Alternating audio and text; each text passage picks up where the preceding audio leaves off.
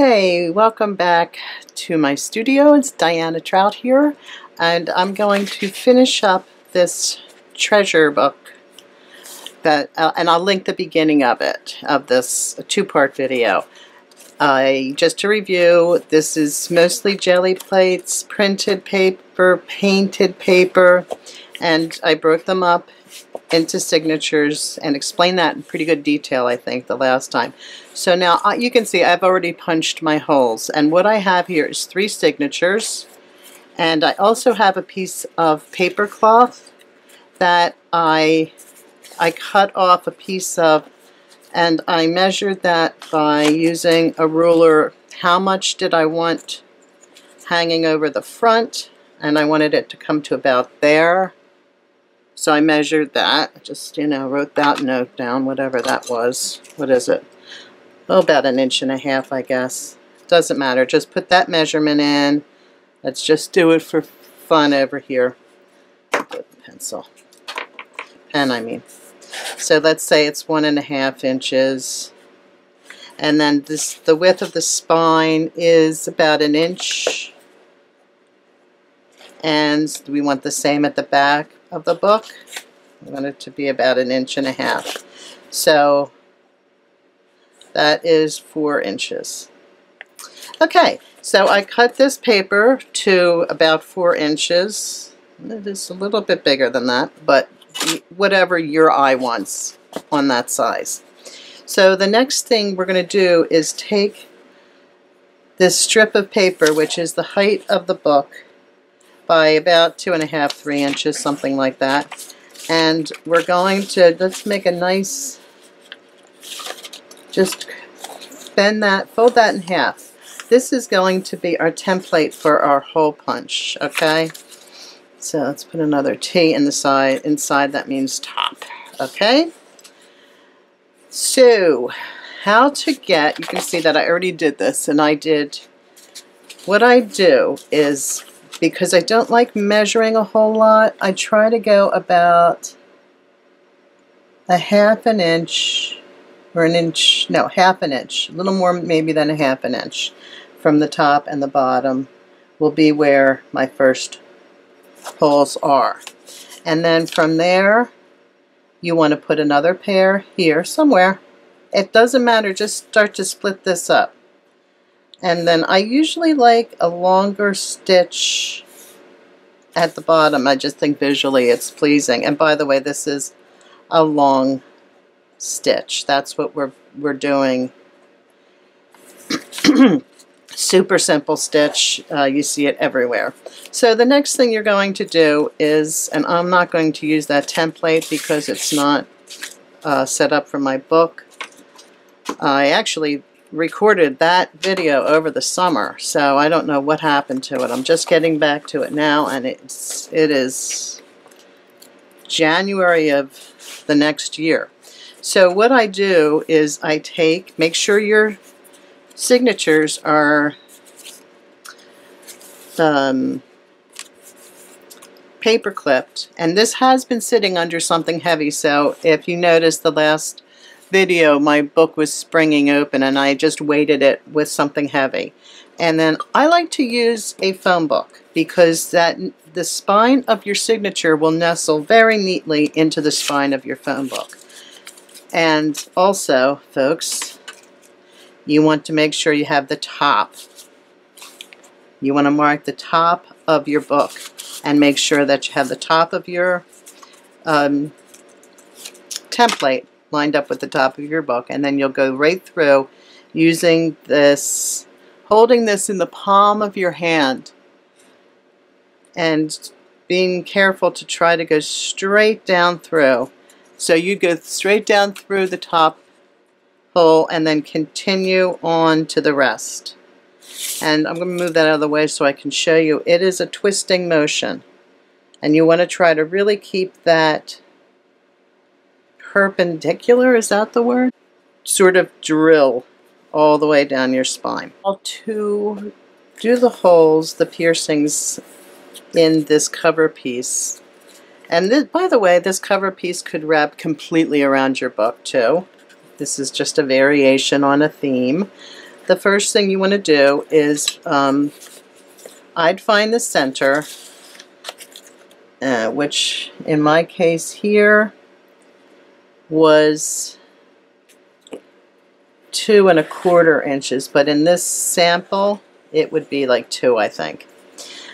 And mark a hole, mark a dot. And then what you're going to do is either using this T-square, or you could use, if you have the old triangle, you could use that. If you have a triangle, just line it up.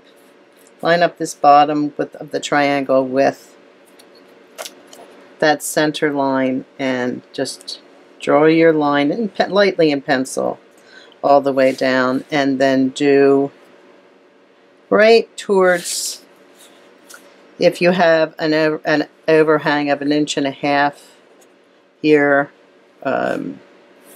measure in 1.5 inches and draw your line there, and the same thing, measure in 1.5 inches. I'm sorry this is already done, but you know, measure in 1.5 inches and then draw. I really like this T-square. I have had them over the years, but they were enormous, so this is really nice. Now then you're going to grab your, and this is why I always put a T at the top of both sides of the paper. You're going to, I always just enlarge those hole marks. Let's see here, so that I can see them clearly. And then I just go ahead and mark all of those dots. Let me come in a little closer. And of course this isn't going to match that because my calculations are a little different. But you'll go ahead and mark, you'd go ahead and mark all of your spots that you need the pierce to pierce. That one matches almost exactly.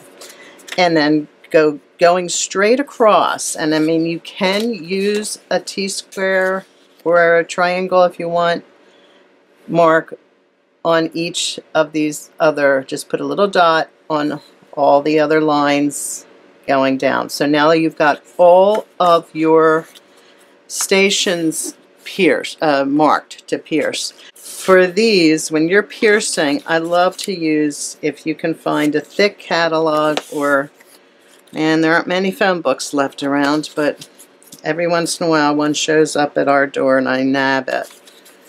So, and it's just so nice and easy to get in there. To pierce the cover, I just take, I take a piece of heavy foam or a mouse pad and just right in each, pierce right into each little dot, all the way on each one. And it's not a bad idea to look at your needle and make sure that your hole that you're piercing is going to fit your needle. You do not want to be struggling with that. This is not going to the Library of Congress. We are ready to get stitching here, and I've just got, just want to show you how to measure how much thread you'll need. So for each signature you have, you want about a book length height. So that's 1 signature, that's 2 signatures, that's 3 signatures, with plenty of extra. Where you don't want your thread to get too long, it's not terrible to add more to it, but it's kind of a drag. So got that ready to go, and I'm going to grab my bone folder and just smash that flat so you can see how flat that is. So it's real easy to thread that needle, depending on your eyesight, of course, at this point, but it goes right through. Okay, we are ready to stitch. Yay. Okay, so we're going to stitch one of these at a time. Oh, I did want to show you some extra ideas that I included in this signature. I did a little stitching, added some pieces here and there. And that's really fun to do. You might have other little pieces of paper hanging around that could easily go in here. So it's just a little more interactive. And you'll also notice that these are not, just a reminder that these are not, some of these papers are shorter than others. Okay, enough said. That's the signature I want on the top. And I love this, that it's all pushed out and creating all these other, it's so textured. Okay, let's start at the back. Okay, now making sure you've got your signature lined up correctly with your cover. We're going to, and I like to keep the book, the spine of the book towards me so that I can easily get in and out. Okay, so we're going to go into that bottommost hole and that bottommost line of piercings, and then through the cover and into the signature, and leaving a tail. Don't knot that tail, but leave it, okay? And then up, so up, out the signature, and out the cover,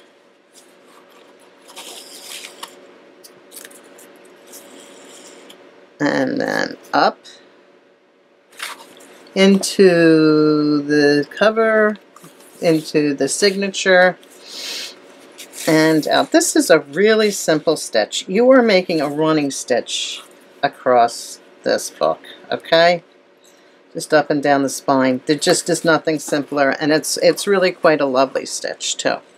So, make sure along the way that you are snugging things up, okay? Just want to make sure that's snugged.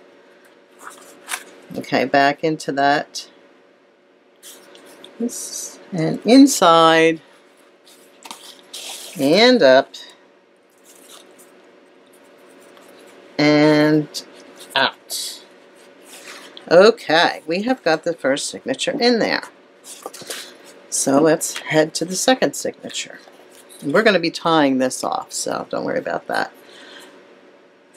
This is my second signature. I'm just going to double check. These got turned upside down somehow or another. Okay, so across the signature at this point and into the second row. Okay, there's the center. I should have clips on this. Now once you get to the second signature, it's going to be a little less wobbly. So it not that this has been difficult at all. Okay. Just make sure as you're going along, pull in the direction that the thread is moving. Okay, second. In through the signature, out. Okay, I'm just going to go ahead and sew down this signature. I'm at the bottom of the second signature, so I'm just going to tie this off. I'm going to do what I call a surgeon's knot, and that is that you cross over just like you're going to tie a bow. You cross that over once and then an extra time, and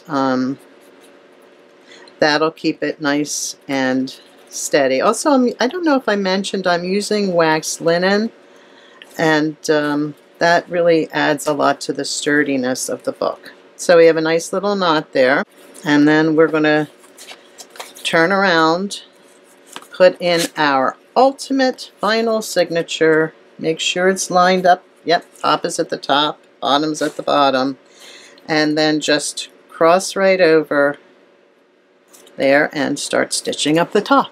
We're at the top of the signature, the last hole, the last signature, and we're going to go in, rather out, in and outs. You know, go the way you went, you go the next way.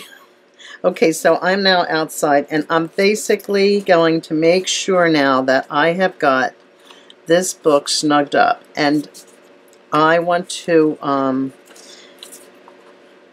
go ahead and pull, but make sure you're pulling in the direction that the needle was going. Okay, so in other words, needle's going this way, so I'm pulling that way. If the needle was heading down, I'm going to be... That's important because it keeps the structure of the book. You won't have any problems with tearing. You don't want your pierced holes to tear, although you can always repair that. Now, I'm doing a kind of a kettle, what's called a kettle stitch here, and it's basically the same thing as I did down there. I'm going through, okay, under, where am I? Here I am. Under that first crossing stitch, the first stitch that, not that way. Then I'm going to do, to finish this off, I know there's a million ways to do this. This is just fast and dirty. I'm going to do another one of those surgeon's knots, and then that's it. Now, and make sure it's nice and snug. Now you've got two of these, okay? And that's the top of the book. So I'm going to actually leave something. I might dangle some beads or something from that. That's always fun. And I'm gonna tuck that. You can always go in, if you cut it off and you said darn it, you can always go in with another piece of thread and just weave it through. So let's just take a look here. I'll go through and my eraser. Let's pull it down a little bit. And I'm so glad I finally got this finished. It's been sitting in my to-do box for the longest time, and I have some great pages to work on. Some are blank. This looks like it got stuck there, paste-to-paste paper. But it really looks great. And I might spend some time, there's a fold out, and you know, that's a jelly print with pigment ink. I love doing jelly prints that way because it has that transparency that I love. Just an old dirty piece of paper in there. But that so nice decal edge. And that's a stitched in piece. You know, so this was a really nice way to dig through what I consider to be my buried treasure in my studio. Pieces that's a die cut piece. I could just fold that down so it doesn't weaken when I go to flip it. It doesn't weaken that stitching. It doesn't pull away. Ooh, that's neat right there. That's super cool. Look at all that right there. So just grab it. Don't think too hard about what you're putting where. Don't get hung up on that. Oh, isn't that beautiful? You know what that is? That is that bleeding tissue paper. I'll link, pretty sure I have a video of that. After I finished the binding in this video, I decided to weave some thin ribbon just from the craft store back and forth across those three stitches, bottom and top, and pulled it fairly tightly, and wow, it really does look like a corset book. So that's something else you can do for fun. You could use any material you want for that. I hope you enjoyed this video. I hope you learned something, you got inspired, and don't forget to leave me your comments. I'll link anything that I used down below in the click more, and I will see you real soon.